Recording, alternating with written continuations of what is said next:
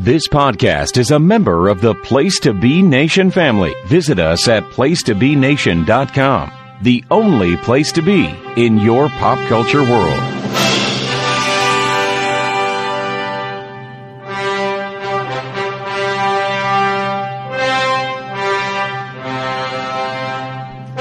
Place to Be Nation Comics proudly presents DC Post-Crisis Management, a monthly miniseries exploring DC Comics crisis events from 1986 through today. Universes will die, continuities will reboot, minds will be bent, and eyes will cross. The end is only the beginning. Is the end. Or some such nonsense.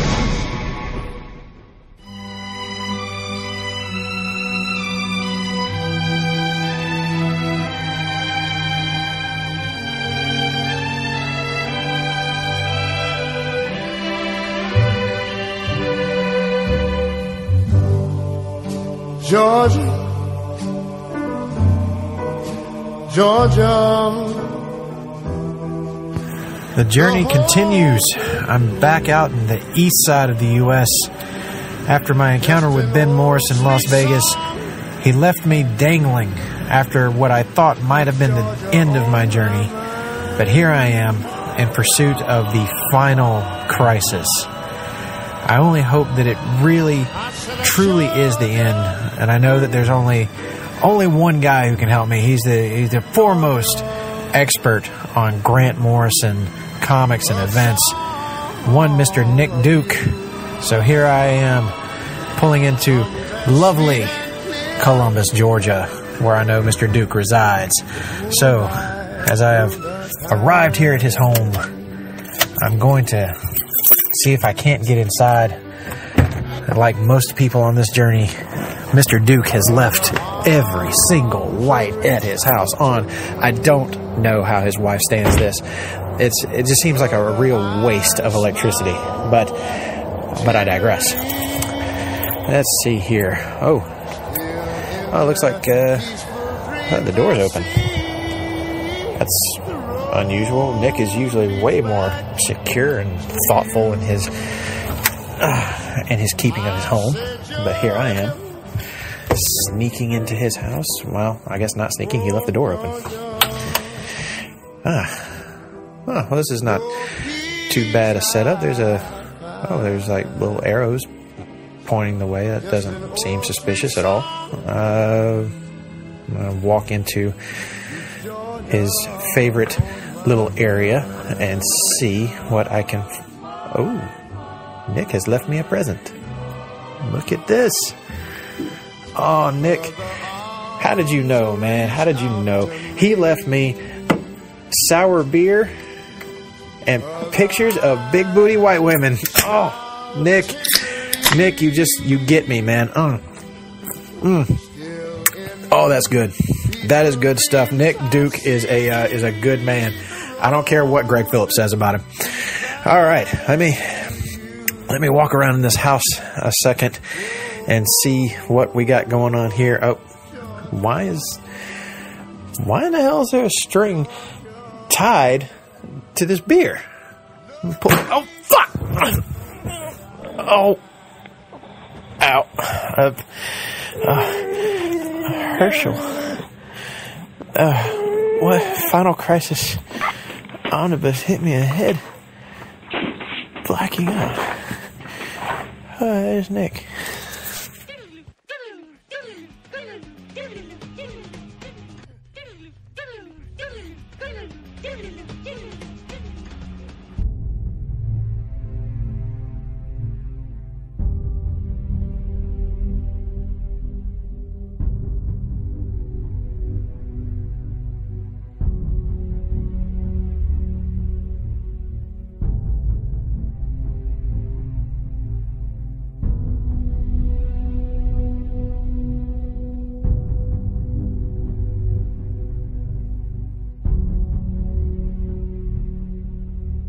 Wake your ass up! Son of a... Wake up! Piece of shit! Fuck, wow. Nick, the hell, man? Why am I tied to a chair? Oh, why are you tied to a chair? Why are you tied to a chair? Because you were coming. I knew you were coming. I knew the whole time. You think I didn't recognize a pattern here when you started your little post-crisis management show, and then Phillips, in the month of January, pulls Batman R.I.P. out of his ass? I know what you're doing here. Don't try to lie to me. And see, here was your mistake. When you walked in, you smelled the delicious aroma of smoked meats. You saw the cooler of sour beer. You saw the pictures of big booty white women sitting on the wall. You got distracted. But what you failed to see, as you always fail to see, Bruce, was the hole in things. The hole I was sitting in above, and dropped a copy of Understanding Grant Morrison's Batman, the hard book, back from Sequart, right on top of your fucking head. There was no conspiracy. I don't believe it. I don't believe it. There's a conspiracy and everything. There's layers, man. There's layers to this shit. There's stories within the stories, hyper stories, if you will. And you and Phillips were conspiring to create a hyper story. What is a hyper story, you may ask? I don't fucking know. I don't either, but there was so much that Ben just left off, and I thought that, man, if anybody could help me understand what a hole in forever is, it would be Nick Duke. I don't know what a fucking hole in forever is. I know what my butthole is, because it's itching like a motherfucker right now, but that's beside the point. The point is, I got a hole in my ceiling now from where I had to drop that fucking book on your head, and I'm pissed off. And I'm not here, I don't want to talk about your fucking Final Crisis. It fucking sucks. I've had an ass full of Grant Morrison this month, between you and Phillips with fucking Batman R.I.P. and Bat Radias and Bat Labias and various other things. And then you drop this Final Crisis bullshit on me with the fucking holes in forevers and miracle machines and Mandrake the Dark Monitor. And what the fuck is a Nixuotan? Nobody knows. Nobody cares. Why is Darkseid walking around as an African-American human? I don't know. I was coming to ask you all of these questions. I mean, you, the man who spent so much time reading all of this Morrison Batman, I figured if anybody was going to get it. I don't understand it. And I don't understand it because I'm not smart enough to understand it, as I've been told many times in the course of my life. The Morrison Batman is something that mere mortals are not meant to comprehend or enjoy. And quite frankly, Final Crisis somehow is even more incomprehensible than the Morrison Batman.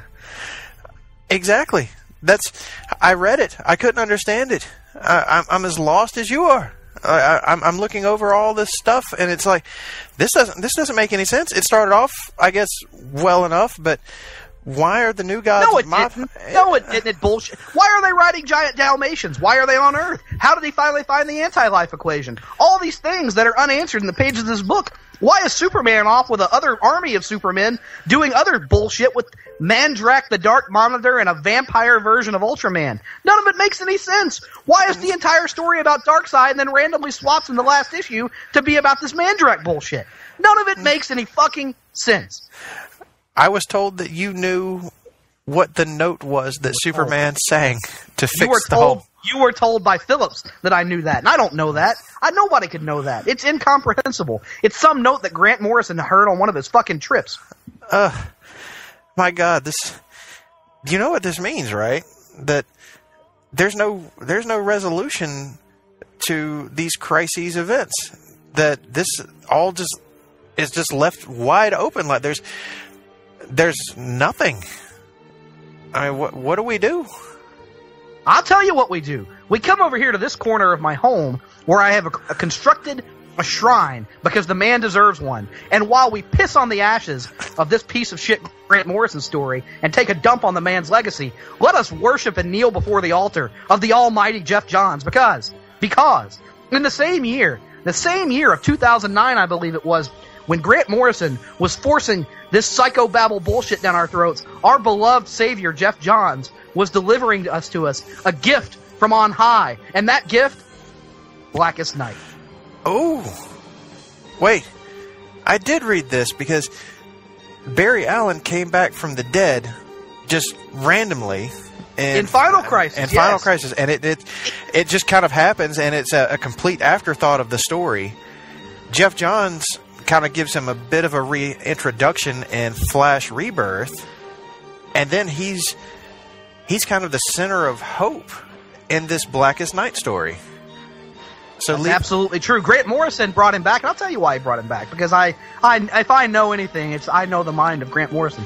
Grant Morrison has a hard-on and a fascination for the concept of Death the Black Racer much the same way that Brian Michael Bendis has a hard-on for Kitty Pryde as a character. If there's a way to work Death the Black Racer into a story, Grant Morrison's going to do it. And so he sat there and he thought to himself, how can I make Final Crisis even more confusing and less comprehensible? I know Death the Black Racer as the great Deus Ex Machina that they're going to stick on Darkseid at the end. That's what we'll do.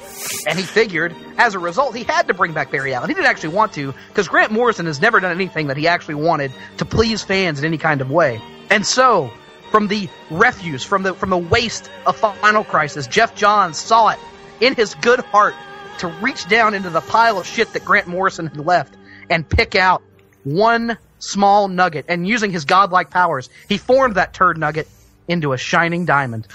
And it wouldn't be the first time he's done such a thing. He took all the events of Hal Jordan becoming the evil Parallax and made that into the modern Green Lantern mythology we know today. Absolutely true. And here he uses Final Crisis to reestablish Barry Allen as a force to be reckoned with in the DC Universe, restoring the DC Universe to a more traditional place, which we'll see even more tradition by the end of this tale. Yes. So tell me, what is Blackest Night in a nutshell for you? Blackest Night in a nutshell is two different things. One, it is the ultimate realization of what Marvel Zombies tried to be. It is a zombie tale told through the superhero lens, but done incredibly well, and done with real emotional stakes and pathos. And two, more personally, it is the culmination of a years-long build that all of us, that we all knew and grew to know each other at Troy University, came to follow. It was that culmination after, oh God, what was it, 5 years of build to that point. So it was something of a very earned moment that we all got to share in together. So it was a wonderful moment in time. It really was, as my memory is coming back to me, as the hole in my mind seems to be fixed after no, that hole will always be there. Yes, it's probably very true. There's no fixing it, but it's a Morrison-sized hole, so there's no way to properly do away with it. But there is, Jeff Johns giving his best effort, making lemonade out of these terrible lemons, out of these rotten lemons of Final Crisis. Because not only is he saddled now with the return of Barry Allen, but also the death of Batman, or the sort of death of Batman, I guessed, from the previous story in Final Crisis. But as it turns out, he was sent back through time to quantum leap into his ancestors, I think. But neither here nor there. That's seemingly the implication that we get throughout the book. Return of Bruce Wayne, that is, that he's quantum leaping from ancestor to ancestor. And why? I don't know. Nobody really knows. No, but we get a Black Lantern version of him in this story very briefly, because he has an emotional tether to everyone. And that seems to be the crux of all of the Black Lanterns. They're brought back because they create emotional reactions in the heroes and villains who are still alive, so that when they have that emotional reaction, the Black Lantern can rip out their hearts, consume it, create new Black Lanterns, and gradually fill up the power level of the main Black Lantern itself, which, as it turns out, is powered by the corpse of the Anti-Monitor. Right. Notably, that Black Lantern version of Batman we see does not actually speak, and he's one of the only Black Lanterns that Necron actually blinks out of existence in the story. Both of which were obvious covers to hide the fact from the heroes that this was not the true Batman, which would have rendered the emotional impact, nil and void. Yes, at one point he even says like Batman or Bruce Wayne, and he puts it in quotes. It's in quotes, yeah. So the implication there is, I think that's something that's more for the reader than it is for the heroes of our story. Oh, absolutely. And looking back at Blackest Night and this most recent reread of it, the emotional resonance of this story is, really dependent on having read all those years of Green Lantern before it. Mm-hmm. But it's not just a Green Lantern story, this becomes a DC Universe-wide event. Even though it takes the Green Lantern mythos to get you there, you wind up seeing all of these dead heroes and villains really having a deeper effect on everyone around them. And they even call back to all the major Crisis events from before. So it's almost like where Final Crisis failed to be that last big hurrah Crisis event for DC Comics, Blackest Night picks it up and says, no, this is how you do it. Yeah, I would agree with that. To your point about the Green Lantern mythos, I think you need to have the Green Lantern introduction to come into the story and fully understand it. But if you have the other pieces of the DC continuity, they are just added bonuses. They aren't necessarily integral to understanding the story, because the main crux of the story is Hal Jordan and the Green Lantern Corps.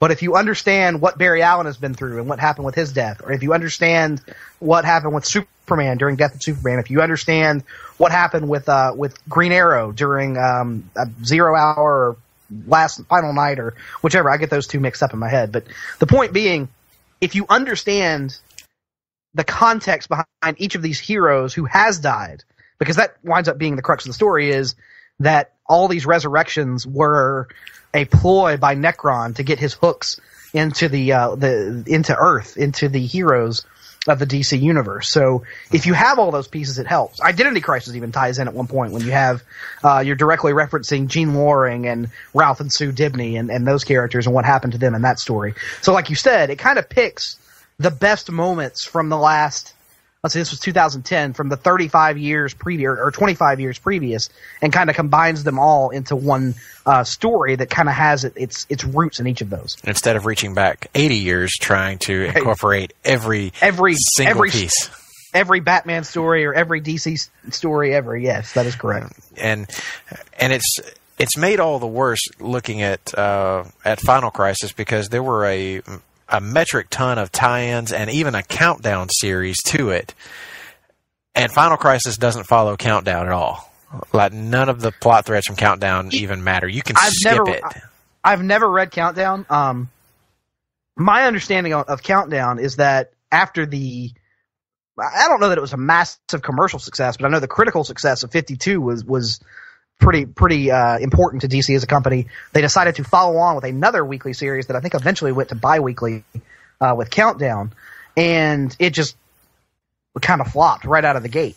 And I've never read it, but from people who have read it, I understand that a lot of these things, like when I read Final Crisis, I assumed that all this Boss Darkseid bullshit and like how he actually got the anti-life equation and why all these other characters were acting the way that they were would have been set up through Countdown. But from what I understand, that is not the case. It is not.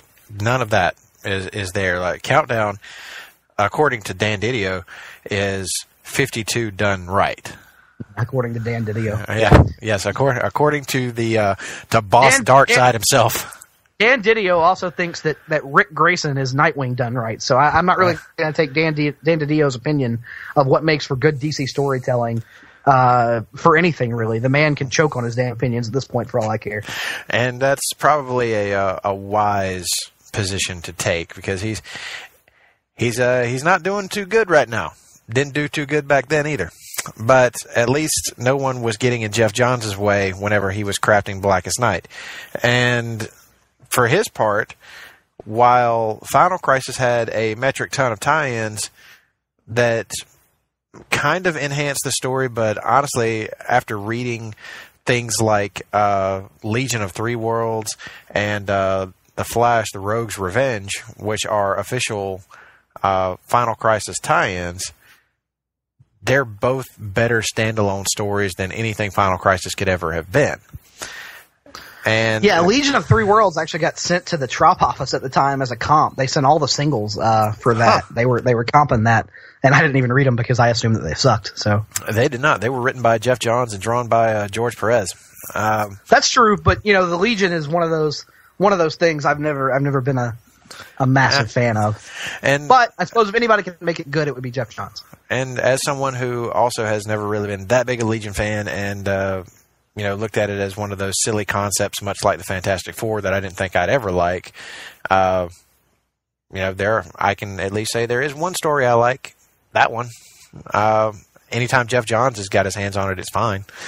But looking at those tie-ins and reading through Final Crisis, I can say that even reading them, it didn't help my understanding of Final Crisis. It didn't enhance the story at all. They were just kind of there. And they remind me, and this is somewhat off topic, but those Superman Beyond issues of Final Crisis that were included in the version that I read, same. Were they not originally printed, or portions of them were printed in 3D?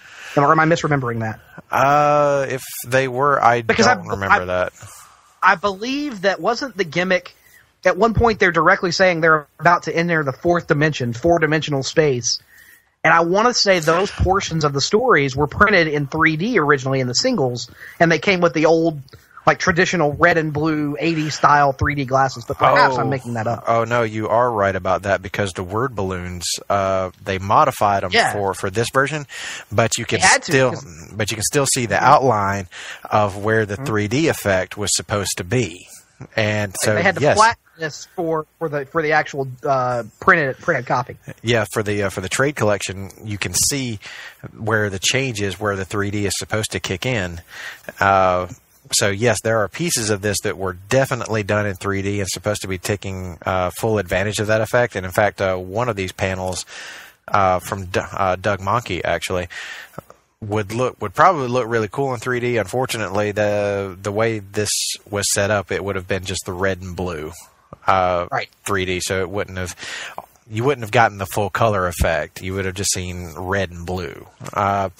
So again, another gimmicky thing to attach to the turd that is Final Crisis. But you know what wasn't gimmicky? All the tie-ins to Blackest Night. They were actually real good.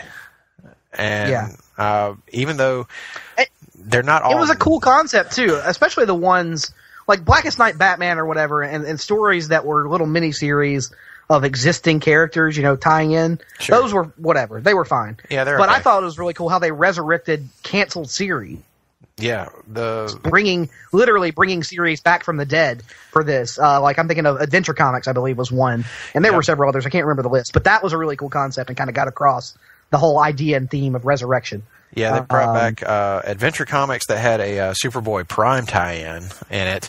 Yep. The one that, or there were two that really got to me, and they were just one-shots instead of like little mini-series. They brought back Catwoman because that title wasn't around anymore, and it was a Black Lantern Black Mask. Coming back to confront Selena. And then there was the Jonah Hex title that came back with a Black Lantern Jonah Hex coming back to seek revenge on the family of the people who murdered him and his family.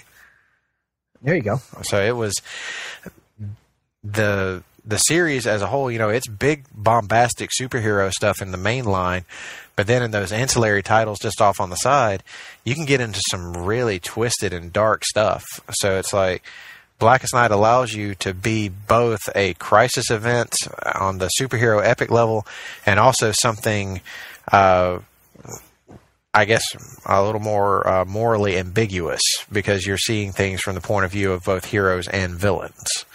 So, yeah, I would say that Blackest Night is far more successful in accomplishing its mission to Final Crisis. Oh, absolutely. There's no doubt about that.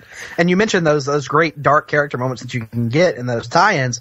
Even the main series has those, particularly, and you could really tell from the jump that the Aquaman and Mira dynamic was something that Jeff Johns had been wanting to get his hands on for a while, because pretty much every scene involving a Black Lantern, Arthur, and the live Mira is outstanding in this. It's some of my favorite stuff that I had kind of forgotten about in the years since.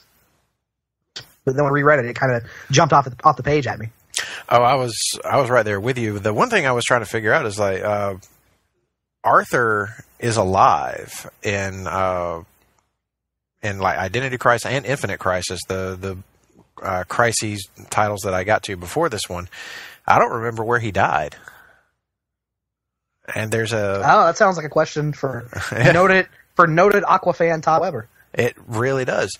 And in Final Crisis, there's this weird Aquaman supposedly swimming around. Yeah, I didn't understand what that was. As someone who's not an Aquaman fan, I don't really, or wasn't at the time, I should say, I ain't got a clue about that. Yeah, it all just doesn't make sense. And it kind of feels like the conclusion we're coming to here is that Final Crisis shouldn't matter to anyone. No. DC has gone out of their way to ignore it in the years since, whereas, every other crisis has kind of had long-lasting impacts on the DC universe that can still be felt to some degree to this day. Final Crisis, I can't think of a single lasting thing that resulted from it other than perhaps the return of Barry Allen, but like we alluded to earlier, even that kind of had to be clarified and improved upon by Jeff Johns in Flash Rebirth. Yeah, it's they kind of tied it, like his resurrection, return, whatever, more to what Jeff Johns did, far more than to what Grant Morrison did. So it's almost like, oh, well, he came back from the dead during a crisis event, but they just kind of leave out the details of it. And what's probably even worse for Grant Morrison and all the others who were just championing Final Crisis was that as I remember it, as it was coming out, it got hit by a few delays. And Blackest Night was kind of overlapping with it. And the sales on Final Crisis, the reaction to it, were not what the big heads of DC were really hoping for. So they decided to throw their marketing ideas and marketing prowess behind Blackest Night instead. And Blackest Night became like the big sales juggernaut that wound up encompassing the entire DC universe. So ultimately, even DC saw that Final Crisis, while it was happening, was a dud, and they should be hitching their wagon to the Jeff Johns horse. And eventually they would, I've always thought, and perhaps again it's my negative feelings towards both parties, but I've always felt like Dan DiDio has some sort of bizarre fascination with Grant Morrison that isn't really warranted in a modern context, because his better days are probably behind him. Multiversity, we can agree to disagree on that, but I don't know. It just feels like Final Crisis was something that I think DiDio thought was going to be this massive hit, and then when it wasn't, it kind of forced them to shift gears in terms of what they wanted to push as the major DC happening of 2009, 2010. Yes, and just looking at Final Crisis, is there any moment in this story that even grabbed you or stuck out to you as being even halfway good? God, I'd have to think about it. There's one. There is literally one. When they come across the murdered body, I believe is it Orion? I can't remember. Yeah, it was Orion. And the Green Lanterns are setting up their version of a Green Lantern crime scene, actually showing the Green Lanterns being intergalactic space cops for a moment, getting into the more procedural side of that. That's interesting. And it lasts for all of about 6 panels. Yeah, and that's very early. That's in issue 1, very early in issue 1. I think it's the very start of issue 2, actually, if I recall, because issue 1 is taken up with Boss Darkseid, Libra murdering the Martian, really weird bullshit that nobody cared about. But that's the one moment, one page in one issue, and then the rest just falls off a cliff. And I got to tell you, it's made it all the worse by the fact that they included the Batman tie-in issues to this and the Batman RIP trade at the end. So as I was listening to you guys, as I was driving to your house, I was listening to that HTF episode, and I realized that, man, you guys were right. That's where those 2 issues disappeared to, because I was left wondering, well, what else is going on with Batman here? Where are his tie-in issues? We got Superman tie-in issues here, but it felt like something was missing. What's crazy is in the version that I read, they included those again. So those were in 2 different trades that I read this month. I skipped them this time, but they put them in there once more. I think they were in the RIP trade because really there's nothing in RIP that even hints at a link between the closing of that story and where Batman will ultimately wind up by the end of Final Crisis. So they had to kind of force some kind of Final Crisis tie into that story to deliver upon the RIP portion of the promise in the title that some people may have picked up the trade for. And then you can't have... I mean, I don't know what your version of Final Crisis was like, because as little sense as it makes with those issues, I don't know how it makes any sense without them. Because Batman being under the control of Darkseid is not even really like touched upon in the main series. It's only touched upon in those two tie-in issues. Yeah, it's they kidnap him. They tie him to the dream machine or whatever. But like you said, as you get further and further into this, maybe the only person that this book actually could make sense to would be Grant Morrison, the person responsible for creating it. Because I got, pretty close to the end, and it's gone so far off the rails by then that I can't make heads or tails of anything anyone is saying. No character in this book even feels like themselves. The way Superman talks seems very pompous and even arrogant at times, to a level where he doesn't seem like himself at all. And Batman's own character seems just so all over the map, like he's just... I guess maybe he's supposed to illustrate the level of confusion that the reader is supposed to be feeling, maybe. If so, mission accomplished. But I couldn't figure out just exactly what he was trying to say, and why they would even call this Final Crisis. Like, how is this even really a Final Crisis? It just felt like a bunch of nonsense happens. Entire DC universe shows up to fight the final boss. Here's I guess it's a happy ending at the end because everybody seems to be in a better place, but I couldn't make heads or tails of what I actually read. And I just moved on to, now I've moved on to Blackest Night, and that at least feels like there's some kind of emotional resonance here. There's a payoff to something that has been building for years and years and years, and it's full of so many great moments, especially within the main series itself. But any of those, what was your favorite moment from that book?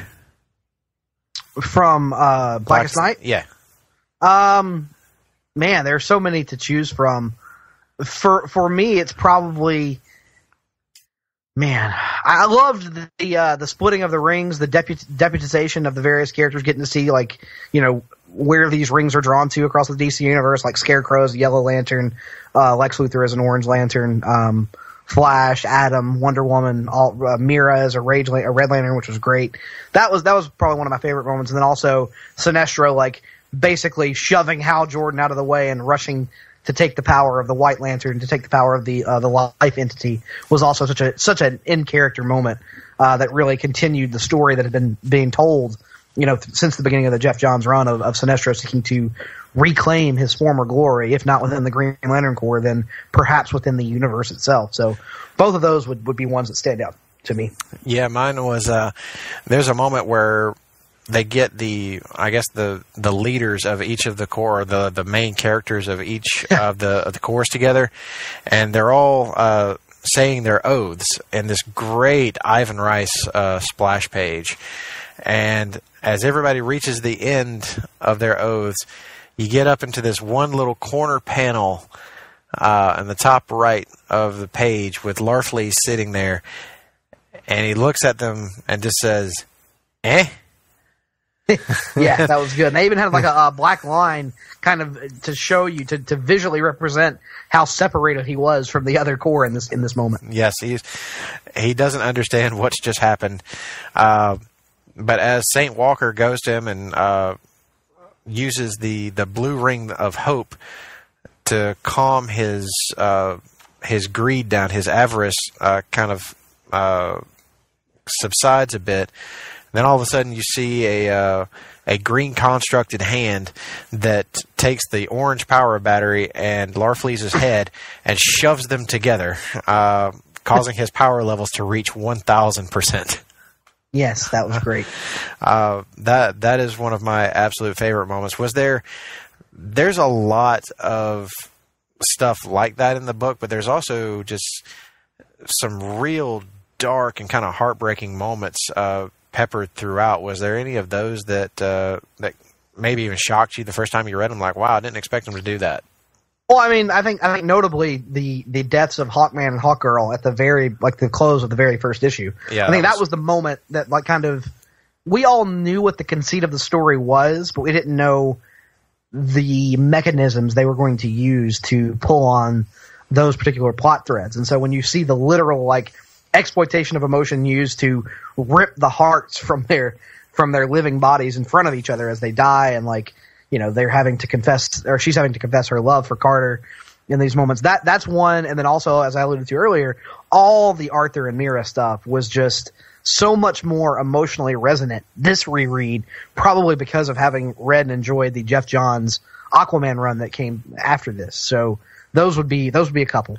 One that really struck me pretty hard this time wasn't one from a character that I'm any really big fan of. It was Firestorm. When you've got the new Firestorm, the kid and his girlfriend have become the new Firestorm, and you've got Ronnie Raymond, who comes back from the dead as a Black Lantern Firestorm, but he's by himself. He doesn't he doesn't have another person attached to him that he can pick the brain of to transmutate other objects into into snow or water or whatever. He can just turn stuff into whatever by rearranging their molecules. These two, I guess we can call him Deathstorm, because he actually wound up sticking around a little bit after, or he reformed a bit after this event is over. At one point, he's in a fight with the living Firestorm, and he knows how to trigger the Firestorm matrix to separate them. So he does that, and in the process, he grabs the guy. I can't remember his name now, but he grabs him and merges him into his Firestorm matrix. So he is now along for the ride as part of Deathstorm, and the girl is left there defenseless. So he grabs her and starts diving into the mind of the kid that he's just pulled in, so he can get the chemical compound for table salt, and he transmutates her body into table salt, killing her in the process, kind of forcing her boyfriend to be part of killing her.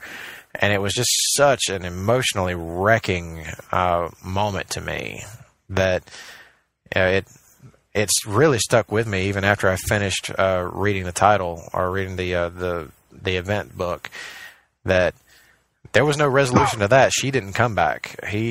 She's left dead at the end of the story, and you've got, of course, what ultimately happens with the resurrection of several dead heroes and villains.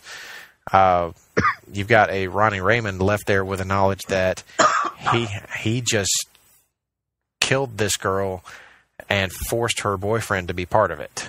So there's, as kind of happy an ending as the story winds up with, there's still a few threads like that dangling at the end that aren't quite resolved. Now, and as I just said, there were a lot of resurrections that happened at the end of the story. Where did you think this was going whenever you were reading it that first time?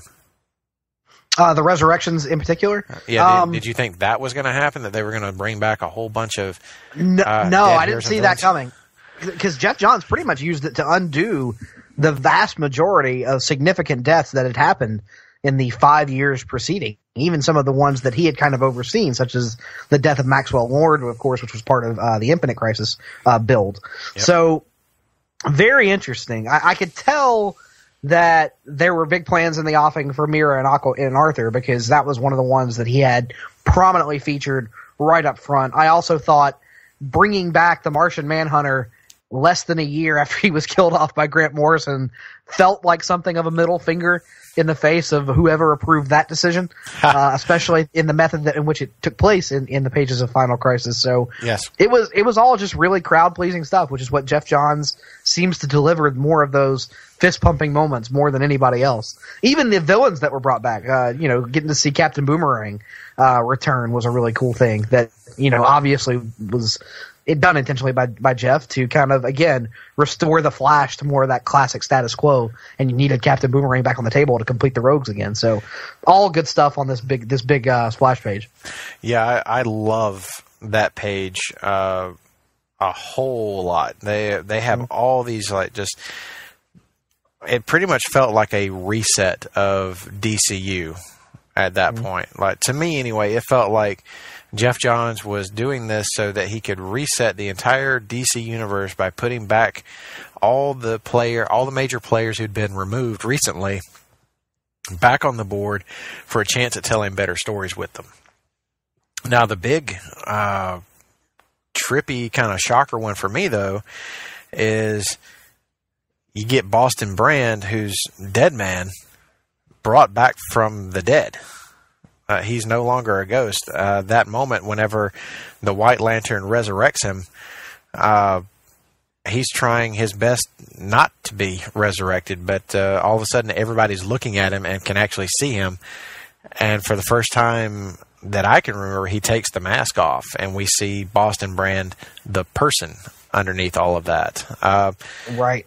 And that to me was a moment that I at the time felt this mixture of, like, kind of fist pumping. That's awesome, and also kind of sadness, because this is how we've always known this character, and I'm not sure what you do with him now because he's just a guy. Right. And I don't even remember how they followed up on that. I know he was part of Brightest Day going forward, where he was kind of, like you said, he felt, if I recall correctly anyway, it felt kind of that same sense of being lost. Like he didn't really have a purpose in life anymore. So I remember them touching on that, but I don't remember the finer details of how it all played out. I'd have to go back and really go through Brightest Day again, but I remember when I was reading that I actually really enjoyed his end of the story. That I thought that he really should have wound up being the embodiment of life, I guess. Like, if there was going to be one character in the story who wound up being the sole White Lantern, it made sense for it to be him.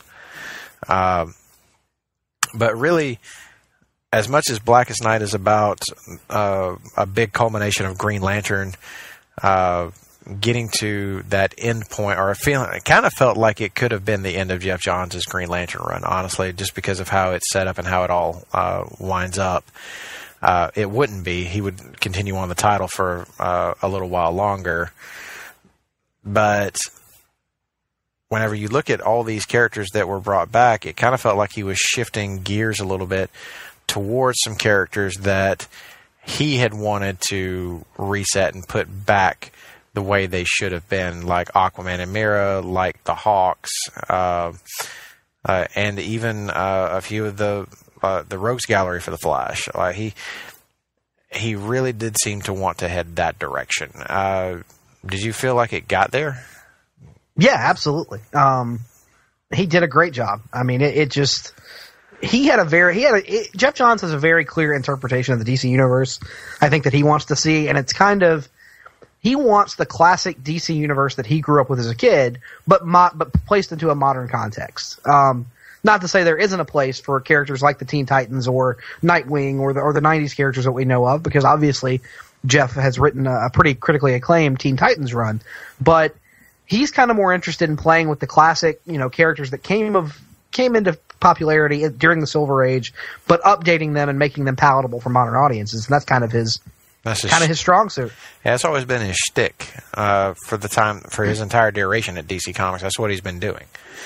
Taking legacy characters, updating them a bit, and giving them real agency in the modern era.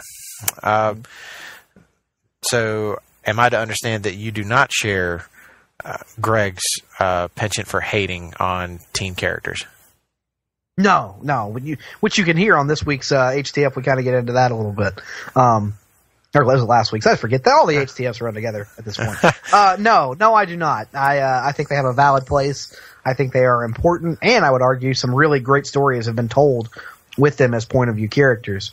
And the irony of someone who is a Nightwing fan hating teen characters is mind blowing to me. But we'll leave that for another time. That is a strong point. That is something that that really doesn't make sense to me either. But you know, I'm with you on that one. I think that the teen heroes, and even the teen heroes that were featured in this story, we actually got a Teen Titans or a Titans tie-in series to Blackest Night that featured a resurrected Terra. Mm-hmm. And that was one of the tie-ins that I remembered really sticking out to me because. Of course, Beast Boy was her, or he was in love with her whenever she was alive, until she was revealed to be evil or a spy or whatever for Deathstroke, and wound up being killed even after having been a member of the Teen Titans for a while. Well, here she is suddenly resurrected, and Beast Boy thinks that, you know, for 3 issues of this Titans tie-in, that this is the real Terra, that she is. She is not like the other Black Lanterns they've encountered. She's trying to break free of the control and to actually live again, to be with him. But as it turns out, it's a long and elaborate ruse to pull out all the emotion from Beast Boy that she possibly can so she can kill him.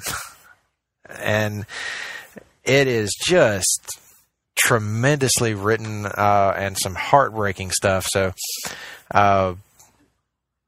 there's an example of I think, a great teen character focused story within the context of Blackest Night. Now, looking at this story as a whole and looking at the legacy of it, what do you feel like is the legacy of Blackest Night? Where does it stand right now?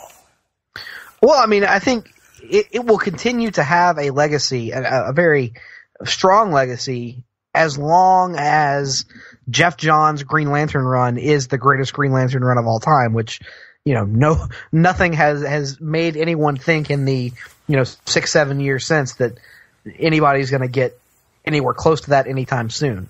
Because it was the moment, the apex, the summit of his run. It is what everything had been building to. And honestly, as much as we all liked the run that followed it, that was the moment where we kind of crested the hill. Not to say it ever got bad, but it was all kind of downhill from there a little bit. It never again reached those emotional and epic action high points that it did during Blackest Night. So to me, it is the high watermark of arguably the greatest run on any DC character of all time. So from that standpoint, the legacy is extremely strong. And it still counts today. It's still referenced occasionally within DC, other DC stories, not just within Green Lantern, but right. you'll catch little nods to it here and there as you know, you kind of can't help it with all the different color lanterns running around. I mean, just the existence of the Red Lanterns or Larfleeze, so long as they actually show up somewhere, means that all of that had to have happened. There's no getting around it. So, yeah, it's one that's legacy is going to stick around for a while. While circling back around to Final Crisis, as we're speaking on legacies, if just let it have it. What do you think the legacy of Final Crisis is? If you had to sum up all of your feelings on Final Crisis, just let it have it. The worst DC event of all time. Bar none? I don't think there's anything close, because the only other one that I would put on that level is Armageddon 2001, I believe, where they did the entire story was written where Captain Atom was supposed to be revealed to be Monarch, and then he wasn't Monarch at the end, just because they got pissed that the story leaked, and as a result of changing it, it made no fucking sense. That's the only one, and that's solely because of the ending, because the story leading up to that's actually pretty good. So to me, from beginning to end, if we're just looking at event stories, this is the worst one of all time. There have been ones since then. Convergence, perhaps, would be the most notable example, that are just flat out boring, but nothing is as incomprehensible and batshit stupid as this. And I would argue DC has gone out of their way to avoid any sort of reference to it pretty much ever since. So to me, it's the worst event book DC's ever published. Do you think it's the worst event book, period? Oh, God, I'd have to get into some of the Marvel stuff. In terms of event books that I've read, It would be up there. As much as it pains me to knock my boy Bendis, like, you would have to look at something like Civil War II, which isn't badly written, but just utterly fucking pointless. That would be up there for me as well, but I'd probably lean towards Final Crisis just because there are moments in other events that I can point to and I can go, oh, okay, well, that's kind of cool. But this, as we said earlier, there's literally like 6 panels of 1 page of 1 issue that I enjoyed, and the rest of it is just pure dog shit. So, yeah, to me, it's the worst event of all time. Okay, I think that seems fair to me, and I'm not just saying that because you have me tied to a chair and you may hurt me again. Yeah, I'll have to hit you with the Sequart book again if you don't get in line. Please no. There. Once was enough. I think. I'm thinking that we've come to a consensus here that this event was pretty bad, beginning to end, and that fortunately DC had something right alongside it to make up for it, to give you something to make you feel a lot better. And the only thing that I think I'm gathering here, the only thing you need to know about Final Crisis in order to skip it is Barry Allen came back from the dead, Batman died, sort of. Batman got zapped back to caveman days, and Superman had to fix the hole in forever. There's your synopsis right there in 3 sentences. Yeah, it's like, and now you're done, and now go read Blackest Night because it's better. Yes, and it'll. Wow. All right. So you can totally untie me now, right? I suppose so. And since we were able to come to this understanding, I'll even let you take the pictures of the big booty white women home with you. So there you are. Congratulations. This day yields quite a reward. I can appreciate that. So, wow, this kind of feels like Blackest Night was truly the final crisis moment for DC Comics. There you go. So that's. Man, all right. Well, I appreciate you untying me there. So does this mean that? Wow, does this mean my journey's over? Is this it? Only you, sir, can determine where your journey goes from here. You'll have to look within yourself. Look into your own story of stories, your own hyper story. You may have to go to limbo from here. I don't know, but only you can know where this path leads. Wow, that sounds pretty great. As I'm exiting out through here, and I appreciate the pictures of the big booty white women that you have imparted upon me, I'll take a look and see what DC has to offer me from here. But that has made me feel a lot better about where things are left, especially knowing that I never have to read Final Crisis again. The life just got a little bit better, and maybe for anybody that winds up hearing this encounter, it'll make them feel better too. So, with that, I guess is it the exit's this way? It's that way. You've been here before. Don't act like you don't know where you're going. Well, okay. I appreciate you knocking some literal sense into me. You are welcome. That's what I'm here for. Anytime. Yes, and with that, I'll head out and. I guess I will invade the Duke compound at a later date. Sounds great. Thank you again, Nick. No problem, sir. Thank you as well.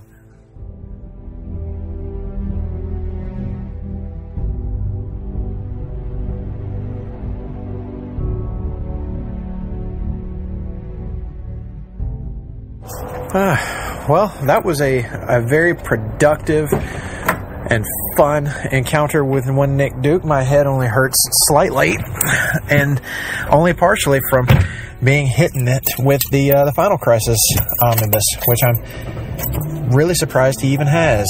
But anyway, back in the car, and maybe my journey really has come to an end. It feels like everything's going to be okay.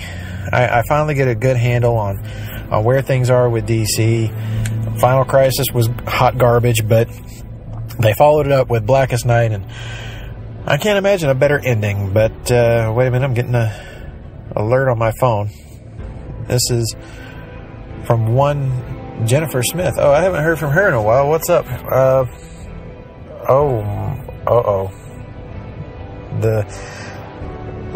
it looks like oh man, we're getting reports of the skies turning red again. No.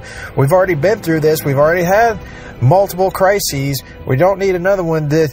What is happening to Jesus, the whole world is shifting on me. What is happening right now? Good, ladies and gentlemen, I'll have to get back to you whenever I figure out what is happening. Dear God, it's a bright flash point.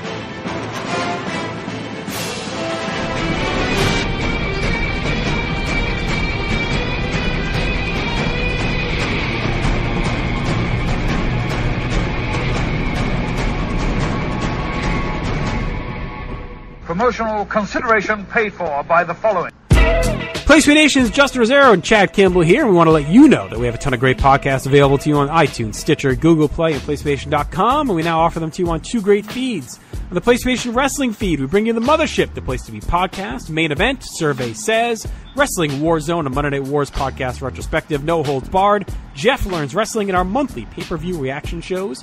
On top of that, we're also dipping into the vault, re-releasing the entire catalog of where the big boys play for your enjoyment. And in addition to these full-length shows, we also deliver special network pod blasts on topics old and new.